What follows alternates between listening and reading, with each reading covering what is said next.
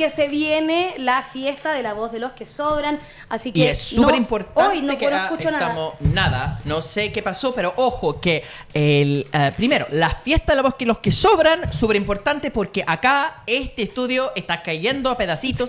Literalmente no escuchamos ni los audífonos ahora, ni hablar del problema del sauna de los que sobran. Si quieren que nosotros podamos trabajar en mejores condiciones, con aire acondicionado y con audio que funciona, entonces por favor que donen. Todas las personas que están comentando que el audio va y viene, que por favor que compren entradas, 20 lucas, pueden bailar en el Club Chocolate y entonces pueden disfrutar la voz de los que sobran con mejor calidad de audio. Mientras tanto tenemos tengo notado acá, el joven guapo de la filosofía, Rodrigo Carmi. Y para adelantar comentarios, Gloria Galvez dice, amo a Rodrigo Carmi. Y hay varios caritas felices. Espérate, como necesitamos vender entradas... no, Paula Hernández también dice Carmi con muchos aplausos. Muchos aplausos. Necesitamos saber rápido... Eso es un apoyo al joven guapo de la filosofía. Oye, joven guapo de la filosofía, ¿vas a ir a la fiesta de los que sobran? Porque yo creo que eso ayuda a vender entradas. Sí, voy a ir. ¿Vas a ir? Ya tienes entradas. Para los que quieren conocer a Rodrigo Carmi en persona, para abrazarlos y más, es posible en el Club Chocolate. Exacto. Ahora, su entrada le incluye su selfie con Rodrigo Carmi. Eso. Sí. Siempre me ponen nombres distintos. Hace 2 años era el filósofo de la revuelta, ahora... el octubrista, sí. Eso ya pasó. El padre del octubrismo, pero... Ya, ok. No, ahora eres el guapo de la filosofía. Me parece mucho más... Sí, subiste de nivel. Mucho más marquetero. Sube de nivel. Mucho más marquetero. Después de tantos años, se sube de nivel. Tal cual. Ya. Nos quedamos sin audio. No de se repente sabe. se nos murió. Asumo que ellos nos están escuchando. Hagamos como que no Gloria escuchan. Galvez dice, Hassan, no me pongas en evidencia. No, acá, si hay apoyo al joven guapo de la filosofía, que lo digan. Y Gloria Galvez, si viene a nuestra fiesta, yo personalmente voy a garantizar el abrazo de Rodrigo Carmi. Eso. Bueno, aparte de cosificar a Rodrigo Carmi hoy día acá, vamos a venido conversar de su libro. Porque vamos a hablar de su libro que se estaría lanzando mañana. Así que hablemos pues de Palestina sitiada, ¿cierto? Que es el nombre de este nuevo libro. Cuéntanos un poquito. Mira, el título ya nos dice un poquito, así que cuéntanos tú desde dónde lo ves y de dónde lo abordas. Bueno, el libro básicamente es un conjunto de intervenciones y es un libro que le debe mucho a la voz de los que sobran, entre otras cosas, porque muchos de los textos que están en muchas de las intervenciones que están en el texto fueron columnas que fueron publicadas acá. Y básicamente van mostrando una cierta evolución, un cierto proceso de la cuestión palestina más o menos desde el año 2019 hasta la actualidad. Pero sin embargo, lo que se produce como efecto en las distintas intervenciones es que lo que se decía el 2019, 2020, 2021, 22, 23, 24 es prácticamente lo mismo, ¿no? Eso es lo que ocurre con la cuestión palestina, que de alguna manera el tiempo queda como en suspenso, queda paralizado, ¿no? Precisamente por la intensidad de la situación colonial que se experimenta. Y de algún modo estas intervenciones también tratan de plantear una cuestión que hemos venido pensando hace bastante tiempo, y cuando digo hemos venido en plural, quiero decir que no solamente la he venido pensando yo, digamos, sino que la hemos venido pensando con amigos, con gente internacionalmente, ¿no? Aquí en la Universidad de Chile también, que es básicamente la idea de que Palestina es un paradigma de nuestro tiempo, ¿no? Es una manera de contemplar un poco la catástrofe en la que está sumida la política contemporánea y los procesos de alguna manera de expropiación, ¿no? De pérdida de derechos, etcétera, que estamos progresivamente experimentando en distintos ámbitos y con distintos niveles, digamos, ¿no? Por eso el subtítulo del libro es Ensayos sobre el devenir Nakba del mundo. La Nakba es el término que usa la historiografía palestina para designar la catástrofe. Entonces, claro, es el devenir catástrofe del mundo, ¿no? En el sentido de que el mundo se convierte en Palestina, ¿no? Así como los grandes poderes oligárquicos se convierten en un nuevo Israel, digamos, por así decirlo, ¿no? Y quería rescatar también que, como decíamos, que de alguna manera este es un trabajo que se debe a muchas conversaciones, a mucho trabajo en conjunto, porque finalmente el pensamiento siempre es una potencia en común, digamos. Mi amigo Mauricio Amar, que también es profesor del Centro de Estudios Árabes, acaba de publicar su libro también, que coincidió con la publicación del mío, y básicamente plantea casi la misma tesis. Básicamente, de hecho, el libro se llama El paradigma Palestina, y lo pueden adquirir también en la editorial AA. Le estoy haciendo Pero propaganda. mira qué gallo más precioso. Mira, además de Mino, le hace publicidad a quienes también Por están supuesto. lanzando libros en la misma temática. Mira el gallo buena onda. Es que yo creo que es una temática que no se ha explorado y que de alguna manera un cineasta palestino que se llama Elia Suleimán lo sugirió en algún minuto, porque le decían a Suleimán, oye, ¿por qué tú haces siempre películas sobre Palestina? Y Suleimán le dice, mira, hago sobre Palestina, pero Palestina podría ser la favela de Brasil también, podría ser una población cualquiera en distintas partes de América Latina, en un territorio en África, etcétera. Entonces, es indistinguible, decía Elia Suleimán, Palestina del resto del mundo. En realidad, han llegado de algún modo a identificarse, ¿no? Entonces, a partir de esas conversaciones, también nosotros acá en Chile hemos comenzado a pensar esta idea de que Palestina efectivamente es el paradigma sobre el cual podemos pensar nuestro tiempo, en la medida en que este tiempo está atravesado por este devenir Nakba, ¿no? Pues su configuración como catástrofe en el fondo, ¿no? Es como estamos en momento Armagedón. Totalmente. Eso. O sea, digamos, en esa película, por ejemplo, donde están todos diciendo que viene el meteorito y nadie quiere ver que viene el meteorito, nosotros estamos en pleno impacto del meteorito, Claro. hace mucho rato, ¿no? Abrazarlo y más, que tanto más, hablando de nuestra fiesta. También dice acá, que tengo buenos comentarios. Damaris White también dice lindo Carmi. Y acá, ay, ¿dónde estaba? Me gustó. Palestina libre, alguien tiene que decir Palestina eso. libre, Se además viene, dijeron- se viene. Se viene. Ya, volviendo a ver. No. Rodrigo Carmi es como el anti-Che Guevara. Yo comparto la tesis, pero ojo, que el año 1967 en Cuba hay la famosa conferencia tricontinental, ¿cierto? Y ahí es donde Che Guevara habla, y cito textual para entender eso, ¿cómo podríamos mirar el futuro luminoso y cercano si 2, 3, muchos Vietnam florecieran en la superficie del globo, ¿no? Esa famosa frase 2, 3, mucho Vietnam. Así es. ¿Ya? Que lo que dice es que Vietnam representa el futuro del mundo en términos de la gloriosa resistencia al imperialismo. Y acá tenemos, profeta de la miseria, Rodrigo Carmi, el anti-Che Guevara por excelencia, diciendo que la miseria y el aplastamiento colonial que representa Palestina es el futuro del mundo. Y yo Más bien el comulgo presente. con eso. Más bien el presente. Total, bueno, Claro. presente por supuesto. Yo, Claro. yo creo que lo que está pasando en Palestina y en Israel también es una intensificación de lo Así que es. está pasando en el presente en otra parte, Así ¿no? es. El Partido Republicano de Donald Trump es una versión light de lo que es el Likud de Benjamin Netanyahu. Así ¿ya? Y lo que está pasando con el discurso abiertamente genocida de Bezalel Smotrich y todo ese grupo es una parte importante del discurso político en Israel. Es el futuro de lo que va a pasar en Estados Unidos, lo que va a pasar en Europa también.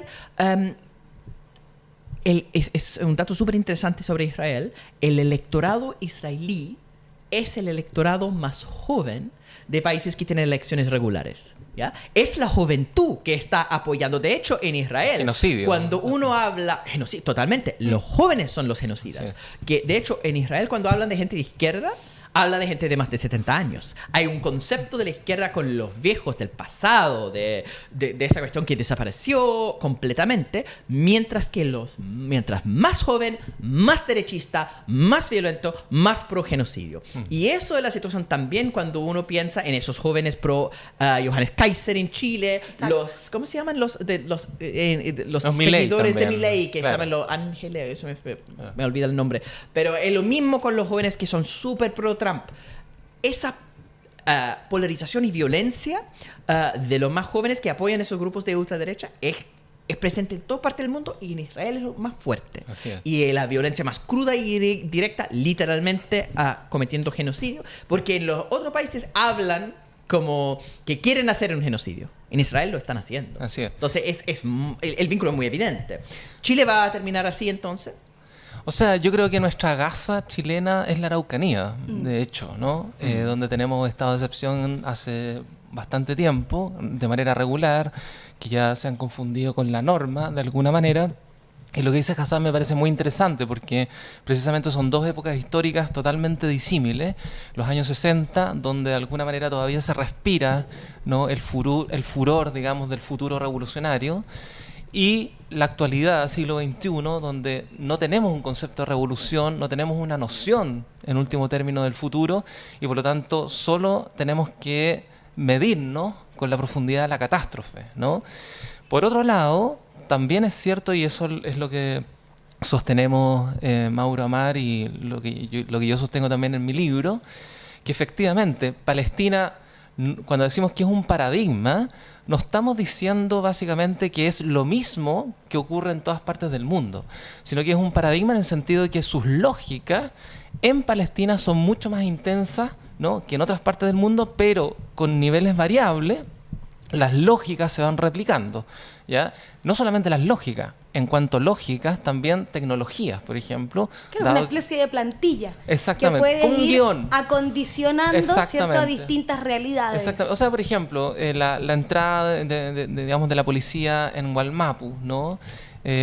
Como una zona que está en una excepcionalidad permanente, utiliza efectivamente armas de origen israelí, ¿cierto?, y lógicas y tácticas de contrainsurgencia que provienen en último término de esa matriz, ¿no? Entonces, en ese sentido es que estamos pensando que Palestina es un paradigma. Pero también, ojo, estamos pensando que es un paradigma en el sentido de no solamente, digamos, toda catástrofe trae consigo una sublevación, ¿no? También estamos en un momento donde, de algún modo, las multitudes, los pueblos, también están articulando ciertas sublevaciones, ¿no? Sí. Claro. ¿Dónde? O sea, ¿Dónde? bueno, o sea, todos los días estamos en presencia de hecho, aquí, en este estudio. En este mismo este estudio, es la en sublevación. esta misma voz de los que sobran. Pero, por ejemplo, respecto a Palestina, yo creo que fue muy importante y ha sido muy importante la movilización de los jóvenes universitarios, por un lado, justamente en su comparación con Vietnam, ¿no? Claro. Pero la comparación con Vietnam en el imaginario de la gente ya no era el Vietnam revolucionario optimista, por así decirlo, que uno podía pensar bajo la figura del Che Guevara, sino que era la figura colonial, ¿no? La figura del Vietnam colonial que moviliza, ¿no?, a gran parte de la población, ¿no?, para, digamos, para protestar contra las políticas genocidas que en ese entonces estaba llevando a cabo el gobierno norteamericano, ¿no? Es que es complejo porque hay definitivamente algo en común que tiene que ver con la movilización universitaria estadounidense en contra de su propio gobierno imperialista. Pero en términos de las técnicas de gobernabilidad colonial, ni Francia ni Estados Unidos cometieron genocidio ni en Vietnam ni en Algeria. De hecho, no se declaró genocidio, pero uno podría argumentar, claro, hasta cierto punto, ¿no? Con Napalm. Yo creo, ¿no?, que es igual. No, pero o sea, también en el imaginario norteamericano, Hassan, durante la guerra de Vietnam estaba la lógica de que era una guerra, ¿no? De hecho, recuerdo en este mismo instante un documental donde entrevistan a McNamara, ¿no? Y McNamara, sí, hacia el final, en la desesperada conversación que McNamara realiza durante la entrevista, dice: lo que nosotros nunca logramos entender es que no era una guerra, sino una lucha por la liberación nacional que tenía el pueblo vietnamita, ¿no? Bueno, de algún modo, en ese sentido, ¿no?, de alguna manera también está puesta en juego la cuestión palestina en la actualidad. Claro, y también la quieren hacer ver como una guerra, también cuando efectivamente no hay condiciones para que cumpla los requisitos para hacer una guerra. Yo creo que hay un cambio en las técnicas coloniales. Eso sin duda. Si uno piensa en protestas anticoloniales en la India, ¿no? El Imperio Británico está con una dominación sangrienta y racista de toda la India. Cuando Gandhi hace esas marchas pacíficas, y el ejército británico empieza a golpear y hay también tiroteo, matanzas, en algún momento el tema de la marcha pacífica es que tiene que haber de parte del orden colonial una reflexión de hay límites, no podemos matar a todos los niños y civiles, no podemos literalmente hacer Amalek y matar hasta los animales de gente, nuestros enemigos. Sí. Y esa brutalidad no lo tienen los británicos en algún momento, más allá de que es una dominación sangrienta y violenta, en algún momento. Y en contraste, el 2018-19 en Gaza tratan de hacer lo mismo, ¿no? La gran marcha de retorno es literalmente niños y mujeres caminando lentamente hacia el muro de la frontera con Gaza, la cárcel abierta más grande del mundo, y los fusilan. Los fusilan, exactamente. O sea, entonces no funciona la técnica de Gandhi frente a un poder imperial que dice, bueno, literalmente vamos a matar a esa gente, niños, mujeres y los animales de los niños y mujeres. En el caso de la guerra del Frente de Liberación Nacional de Argelia, pasa lo mismo, como hacen estos ataques, pero en algún momento matar a toda la población civil no lo van a hacer. Exacto. Entonces hay un freno por la misma gobernanza colonial, porque al final lo que quieren los británicos es el trabajo de los indios. Entonces matar a todos los trabajadores de una manera, uno quiere asustarlos para tenerlos bajo control. De la misma forma, el Imperio francés quiere el control de esas personas. Lo mismo en Vietnam. Entonces, napalm, ojo, no es para quemar a la gente. En realidad es para quemar la guerrilla. Es para quemar las hojas. No. Para que se vea dónde está la guerrilla. Exacto. Están tratando de distinguir entre civiles y militantes. Y justamente el poder que tiene la guerrilla es que es súper difícil distinguir entre un militante de la guerrilla y la población civil, y los mismos soldados coloniales no quieren matar a toda la población civil porque quieren gobernarlos. Israel no quiere gobernar Palestina. Exacto. Quiere destruir, eliminar Palestina entera. Sí. Cometer genocidio. Entonces es una lógica distinta. Sí, estoy y totalmente en ese sentido, de acuerdo. por eso como Che Guevara puede decir mucho Vietnam, porque es la resistencia. Lo que estamos viendo acá no es yo no veo resistencia, yo veo una técnica colonial de la matanza y el exterminio. Sí. No, totalmente de acuerdo. En el libro también hablo exactamente de esa cuestión, en el entendido de que esa novedad en las formas neocoloniales, ¿no?, a diferencia del pasado, tienen la rúbrica de lo que hoy día se denomina la guerra contra el terrorismo. La guerra contra el terrorismo es precisamente el pasar el límite ético, por decirlo de alguna manera, de las formas de dominio colonial que eran de algún modo prevalentes. ¿Por qué? Porque Israel, y esto no solamente ahora, ojo, desde que se funda Israel, el proyecto israelí siempre fue la expulsión masiva del pueblo palestino de su territorio. Y eso implicaba también la posibilidad del exterminio. Es decir, en este caso en particular, Israel, que en algún minuto tuvo a la masa palestina como mano de obra, claro, ¿ya?, como los mexicanos en Estados Unidos cruzaban para trabajar. Eso se mantuvo, yo te diría, hasta el año 87, que sobrevino la Intifada, y después hubo una gran migración de judíos rusos, etcétera, y Israel comienza a desplazar, por así decirlo, a la mano de obra palestina por la nueva mano de obra, y entonces Gaza, y esta es la cuestión más interesante, que es una cuestión interesante en el sentido que ya Hannah Arendt mostraba la cuestión totalmente irreductible, la cuestión totalmente antinómica entre campo de concentración y utilitarismo económico. Es decir, en un campo de concentración tú no tienes retenida a la gente. Si Gaza es un campo de concentración, de eso estamos hablando. Si Gaza es un campo de concentración, no está la gente retenida para hacer mano de obra barata, sino precisamente porque no lo son, ¿no? Y en ese sentido, ¿no? No hay ningún criterio utilitario, ¿cierto?, orientado a utilizar, por así decirlo, a la población de Gaza, y por lo tanto la población de Gaza es exterminable de suyo, ¿no? En ese sentido. Es un cambio. ¿En qué momento eso pasó? Porque yo creo que justamente lo que dice... Perdón, el exterminio judío también tiene que ser leído en esa en esas dos fases, ojo. Exacto. Sí, el Hasbara, que es la diplomacia pública de Israel. Bueno, digamos la propaganda. Sí, que es efectivamente la propaganda, la mentira. ¿Qué dicen? Esto no es un genocidio, porque ha aumentado la población de Gaza. Ojo, que ha aumentado la población de Gaza, la población de Cisjordania también, antes del genocidio. Pero dicen, en la situación de apartheid, las poblaciones negras aumentan. ¿Por qué aumenta la población negra durante el apartheid? Porque son mano de obra barata. Y ojo, el ejemplo de Gaza, más que campo de concentración, para ser más estricto con la analogía, sería el gueto.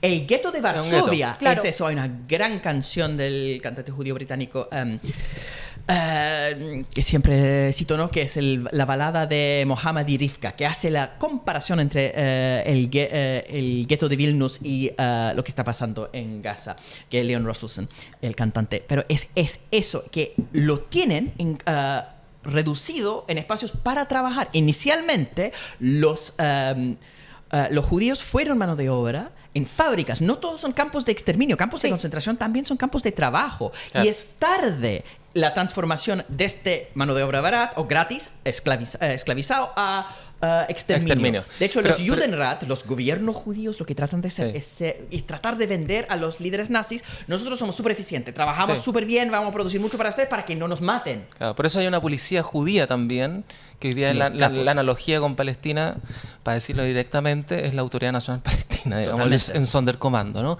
Pero yo quería ahí hacer un hincapié en lo que decías tú, Hassan, en el sentido de que es un campo de concentración, Gaza, en el entendido, si comprendemos que un campo de concentración lo que se pone en juego es un estado de excepción hecho regla, clausurado sobre tierra, mar, ¿no? Y aire, ¿no? Pero no ha sido un campo de exterminio, ¿cierto? Pero, exacto. Entonces, lo que ocurre es que los campos de concentración son móviles. Entonces, pueden ser que en otro momento se convierta en un campo de trabajo, o al revés, que se convierta en un campo de exterminio, que es lo que sucede en la Alemania nazi, que es lo que sucede en las colonias también durante la época colonial clásica, y es lo que sucede hoy día en Gaza. Gaza ha devenido, por así decirlo, de un campo de concentración, efectivamente un campo de exterminio, que es lo que está ocurriendo hoy día, ¿no? Un campo gueto, en el fondo, donde ha devenido un campo de exterminio, dado que Israel ha introducido desde el año, desde que Hamas de alguna manera administra, ¿no?, el territorio, no ha dejado de bombardear y que hoy día intensifica radicalmente precisamente para marcar una solución final, digámoslo así, ¿no? Entonces yo diría que es muy interesante esa figura porque el campo es un dispositivo móvil. Se puede pasar a campo de exterminio, se puede volver a campo de concentración, ¿no? Y entonces lo bombardeamos en un momento, después no lo bombardeamos, lo dejamos. Pero, por ejemplo, en tanto campo de concentración, toda la ayuda humanitaria que entra, ¿cierto?, está controlada por Israel. Toda la alimentación que entra, por lo tanto, está controlada por Israel, ¿no? Todo el espacio aéreo, por supuesto Gaza no tiene aeropuerto, ¿no? Está controlado por Israel. Lo destruyeron. Aeropuerto internacional Yasser Arafat fue destruido en la primera intifada. Exacto. A nivel marítimo, ¿no?, el derecho internacional sostiene que los habitantes de Gaza tienen derecho a las 3 millas marítimas y Israel impide el cumplimiento de ese derecho, ¿no? Y por lo tanto ahoga la economía de pescadores artesanales que tiene Gaza, o que tenía Gaza, ¿no?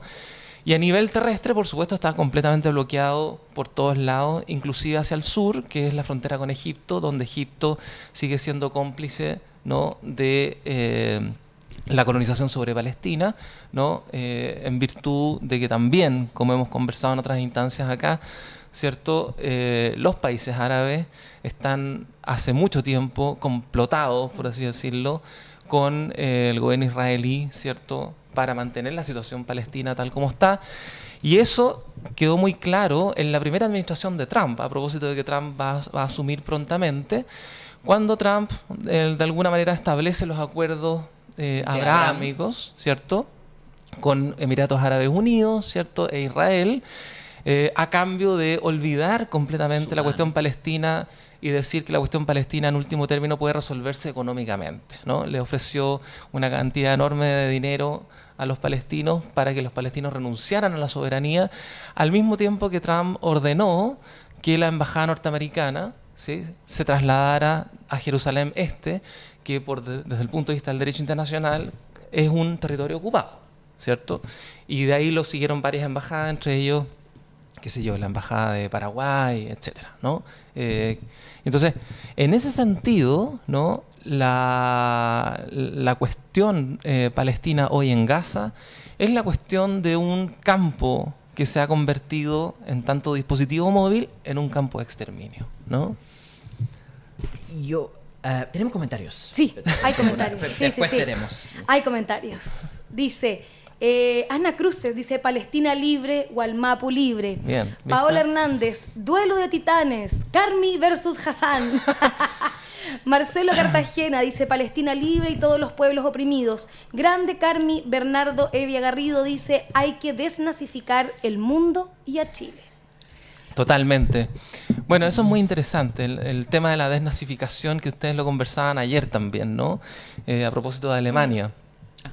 Es muy interesante también cómo hoy día, por ejemplo, la propia Alemania tiene el signo de la estrella de David puesto en las puertas de Brandenburgo, ¿no?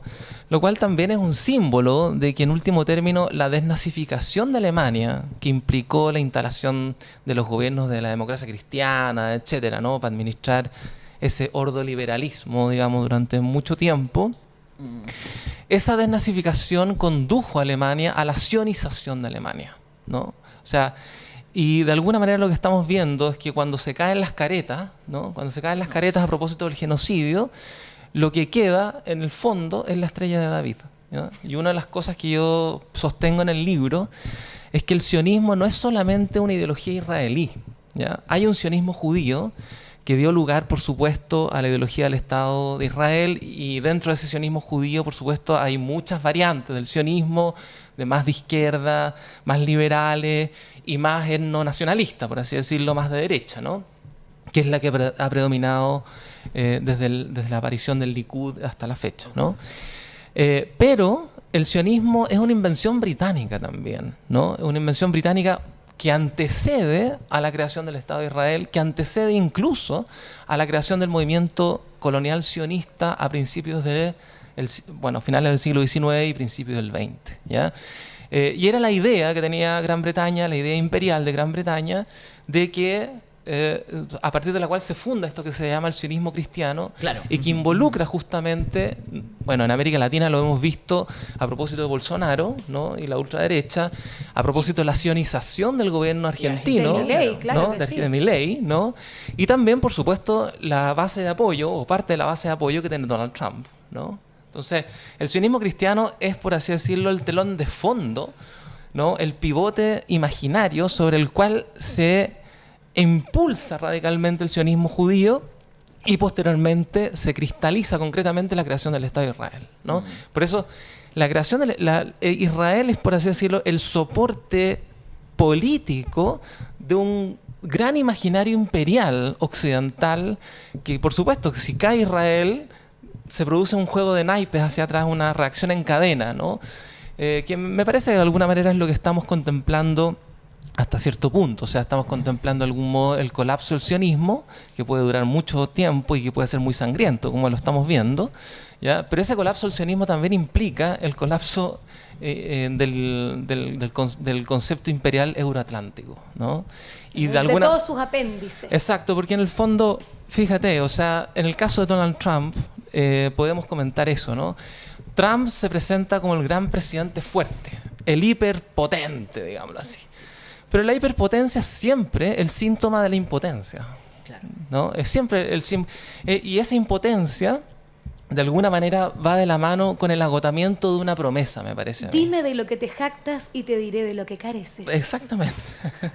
Bueno, se parece un poco al típico macho que tiene un super auto. La super camioneta gigantesca que parece micro. Para decirlo sexualmente. Para el tulachi, básicamente. Exactamente. Sí. Trump es más o menos eso. O sea, es un intento de tapar, ¿no?, el propio agotamiento del proyecto imperial norteamericano.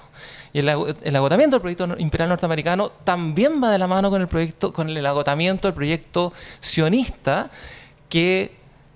cuyo síntoma de agotamiento pasa fundamentalmente por la militarización, ¿no?, y la expansión, por así decirlo, militar hacia el Líbano, hacia el Yemen, hacia Irán, etcétera, ¿no? O sea, es un síntoma, digamos. Seguimos con comentarios, la gente Por favor. está en llamas. Lorena López dice, qué hermosa paradoja escuchar a Carmi, un tema tan doloroso y violento con su aura tan calma y voz amable y tranquilizadora. Gracias. Mira, de nada. Mira, de cagado no le pusimos un halo jesucrístico.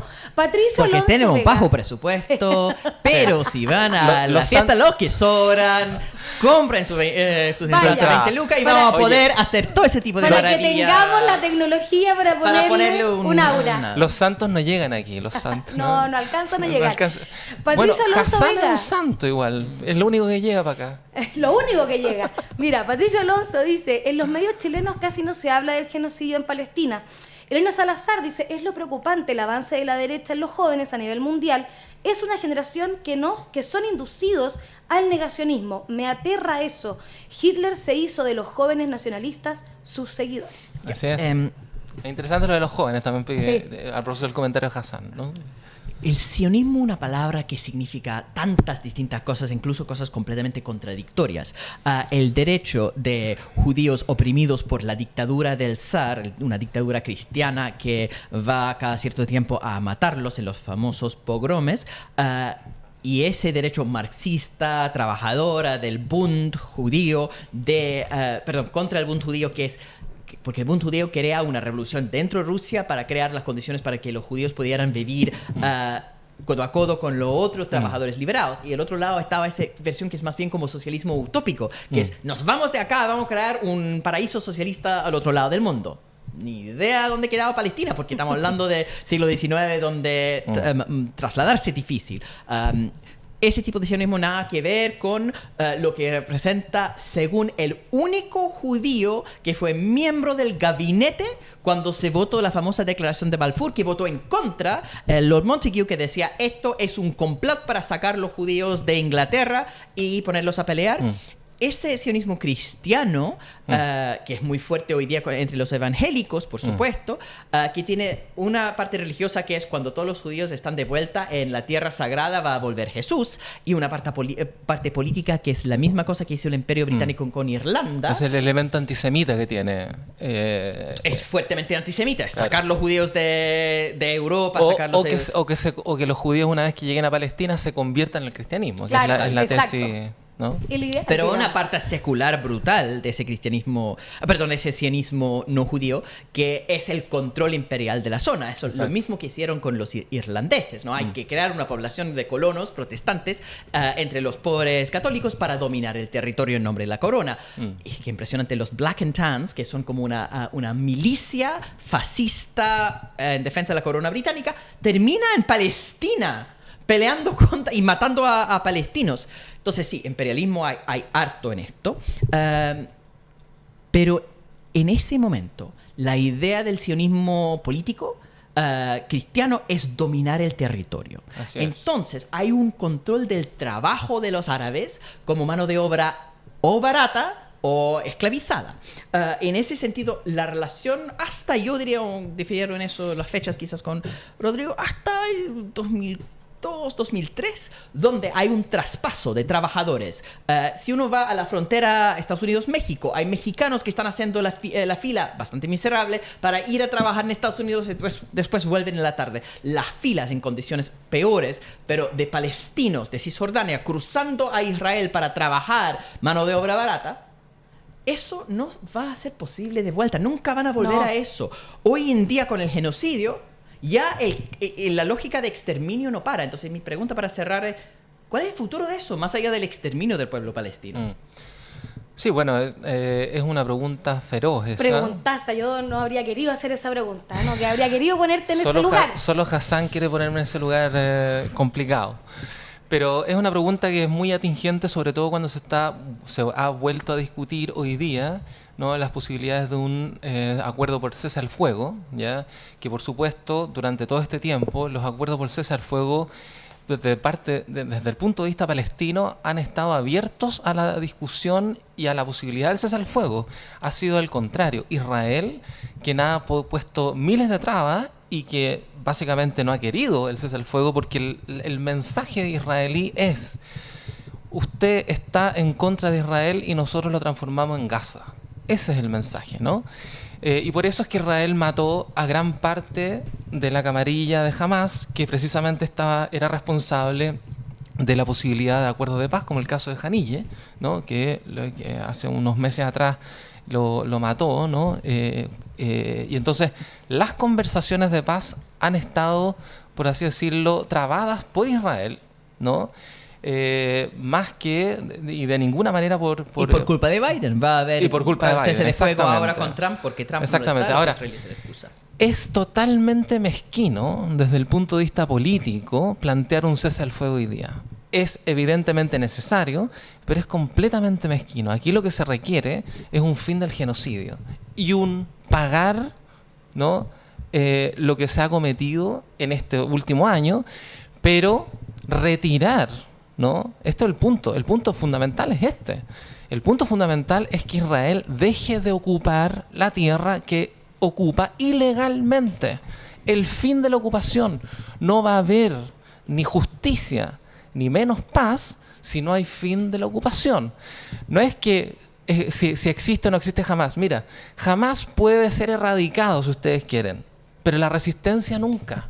También se dijo lo mismo con los movimientos de la OLP en los años 60, ¿no? Se los trataba de terroristas, se los aniquiló, de hecho, políticamente, ¿no? Pero el pueblo palestino siempre se ha organizado en múltiples movimientos de resistencia. Rodrigo, no hay resistencia de los indígenas norteamericanos contra Estados Unidos. Es un ejemplo de bueno, pero estamos hablando de Palestina, pues Hassan. O sea, aquí en Palestina los 76 años de Nakba son 76 años de resistencia, claro, fallida o no, pero en último término resistencia. Y de hecho, si Israel sigue... Mientras sigue existiendo el pueblo palestino, sigue existiendo resistencia. Pero pueden eliminar el pueblo palestino. Pueden eliminar el pueblo palestino, pero la cuestión clave acá es que Israel ya no tiene la consistencia ideológica, me parece a mí, para sostener un exterminio de tal envergadura, digamos, en el sentido de que en último término hay miles de palestinos alrededor del mundo, no solamente en el mundo árabe, también alrededor del mundo, ¿no? Cuya memoria está completamente viva, ¿no? Y entonces es imposible, en último término, exterminar esa memoria, ¿no? Es imposible, por más que Netanyahu utilice la figura de Amalek, que justamente es la figura bíblica, ¿no? En el que se intenta exterminar a todos, inclusive a la memoria, ¿no? De aquellos que habrían agredido a Israel, ¿no? Precisamente, yo creo que la cuestión aquí clave es que se puede aniquilar a Hamás si ustedes quieren, pero la resistencia va a volver a surgir. Este es el punto. ¿Por qué? Porque mientras haya ocupación y por lo tanto mientras haya una entidad colonial como Israel, va a seguir habiendo una resistencia. Y eso me parece que digamos, lo que ocurrió el 7 de octubre también es interesante en este sentido. Porque los movimientos de resistencia palestinos, ¿no? Que por supuesto es cuestionable cómo ingresaron, cómo lo hicieron, etcétera, pero produjeron un efecto político. Y el efecto político es haber destruido el pacto colonial israelí. ¿En qué sentido? En el sentido que tampoco para los judíos israelíes hoy día es seguro vivir en Israel, ¿no? Claro. Que en último término Israel quedó vulnerable. Psicológicamente. Psicológicamente, simbólicamente, ¿no? Incluso ese muro de misiles, antimisiles, el Iron Dome, que de alguna manera tiene el nombre de una obra de Jabotinsky, que Jabotinsky escribió el famoso... Es un cuento. Muro de hierro, ¿cierto? Sí. Que Jabotinsky es uno de los pensadores sionistas de derecha, digamos. Pero un gran autor. Pero que quedó completamente vulnerable. Entonces Israel tenía la imagen de ser completamente invulnerable y el 7 de octubre lo dejó completamente expuesto y vulnerable, ¿no? Y en último término quería terminar con un comentario, ¿no? A propósito de lo que decías tú del Bund. Bueno, justamente el librito de Mauro Amar, en el primer capítulo, habla del Bund y muestra que el Bund siempre rechazó, ¿no? Al sionismo porque fue su gran pelea. Porque lo consideraba un movimiento burgués, ¿no? Y eso es lo común que tienen los sionismos a pesar de su diferencia ideológica. Lo común que tienen los sionismos es que es una ideología territorialista, ¿no? Ya sea a nivel británico, imperial, etcétera, apropiación de los territorios a nivel global, como en el caso de los sionismos en Israel, el sionismo progresista, de izquierda, entre comillas, que predominó, digamos, durante los primeros 20 años en Israel y posteriormente lo que ha predominado hasta la fecha, que ha sido un sionismo de derecha. Pero todo sionismo tiene una vocación de apropiación de la tierra y por eso es una concepción colonialista, ¿no?, del mundo. Oye, interesantísima la conversación. Queremos agradecerte, sí, Rodrigo, por haber estado con nosotros y queremos invitar a toda la comunidad para que pueda ir al lanzamiento, primero al lanzamiento, después el carrete. Primero el lanzamiento del libro, que es mañana miércoles 15 de enero, a las 19 horas en el auditorio de LOM, ubicado en Concha y Toro 29 en Santiago Centro. Además, súper invitado, se pueden leer los últimos comentarios porque Javier C. dice, por supuesto, como dijo Rodrigo, Palestina libre. Pawlowski dice, Carmi, el filósofo hormonal. Y Mariela Cornejo Daza dice, Hassan proxeneta de Carmi. Así que estoy ofreciendo, invitando a todos. Solo quiero decir una cosa. La jefa de La Voz de los que Sobran va a comentar Palestina sitiada. Así que tienen que ir todos ustedes también, porque si no los echan. Toda la comunidad invitada, vayan con sus pancartis. Carmi, queremos que nos... No, pero ese es distinto. Van con sus pancartas, amamos a Carmi, ¿cierto? Free Palestina, y al lado... Carmi, queremos que nos culí. Igual que Ricky Martin. Así que nada, quedan todos súper invitados. Además, a que vayan también a la fiesta de los que sobran, que va a ser el día viernes 31 de enero en el Club Chocolate. Entradas en Passline. Así que Rodrigo ya tiene su entrada. Así que con su entrada exija su selfie con Rodrigo Carmi. Y otras cosas. Y con Hassan Akram también, que va a estar esa noche. Pasando la gente para que abrace a contra Carmi. Todo pronóstico, va a ir a vacilar y van a ver bailar al señor Hassan Akram. Así que yo agradezco que ese día no voy a estar para ver este apocalipsis zombie que va a ocurrir con Hassan Akram bailando en el Club Chocolate.